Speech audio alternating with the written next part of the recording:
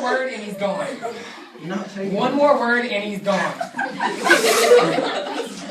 We're going through a hard time financially, and we don't have enough money for 2 tickets. Okay? And Grandpa George was dying, and we had to go see him. So, you know, we go to the airport, but before we go... Kyle.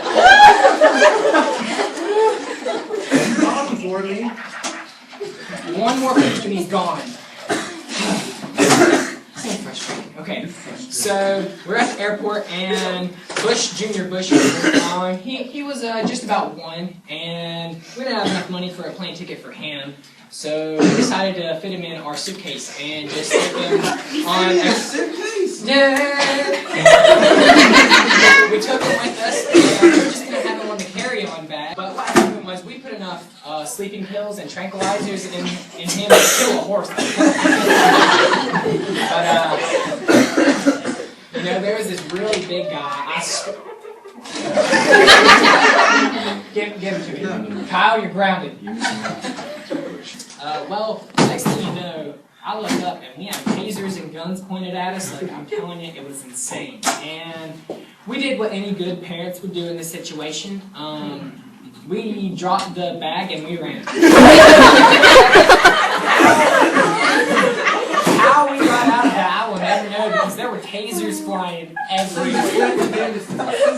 Well, I played football when I was in high school, and I still had my moves. I still had my moves, and there was a couple security guards. You know, I spun left, I juked right, did a hurdle over one of them, and I headed straight towards the baggage claim, because you know, baggage claim there, and Bush. Shut up.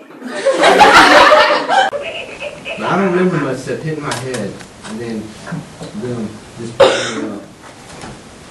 It's on my trip, but I don't remember much. We were right at the airport, bright and early in the morning, awaiting our flight.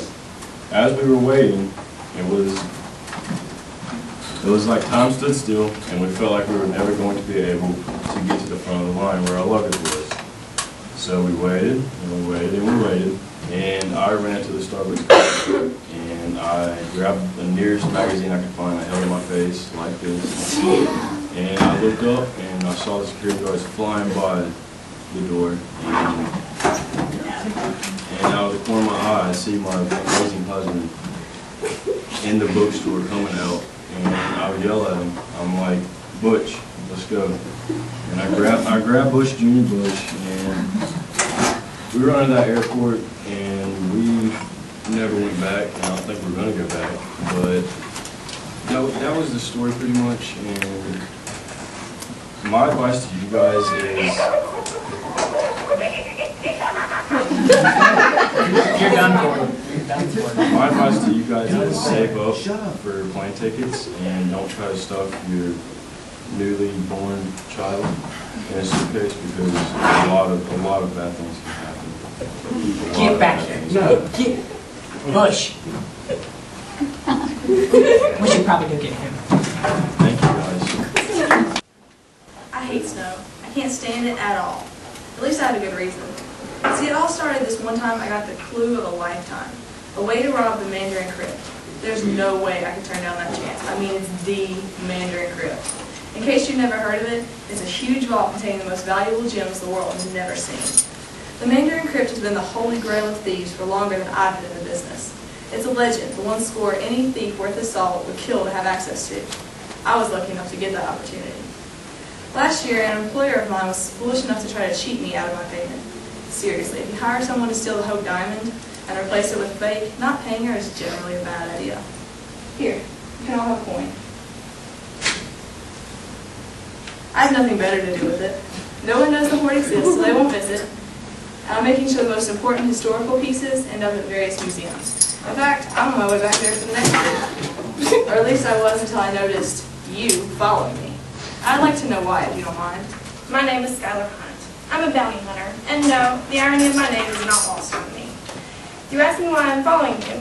That is because I'm being paid good money to locate you. Actually, very good money. See, that's what I do. I find people. You're just lucky you haven't jumped bail. Otherwise, then we'd be heading straight for jail and a court date. I worked as a cop, solving cases in the K-9 unit, and even did a stint in narcotics. Then I got promoted. I went to work as an FBI liaison and eventually got a job in their DC headquarters. The methods I like to use could sometimes be considered, well, a little bit unorthodox. I made a lot of great enemies in Washington using them. It's funny though, they never complained when I brought in the bad guy. That's partially why I became a bounty hunter. I got tired of all the bureaucratic mess of being a government agent. I had to write reports on literally everything. Best of luck with the Mandarin Creek thing, but you might want to find some new fences.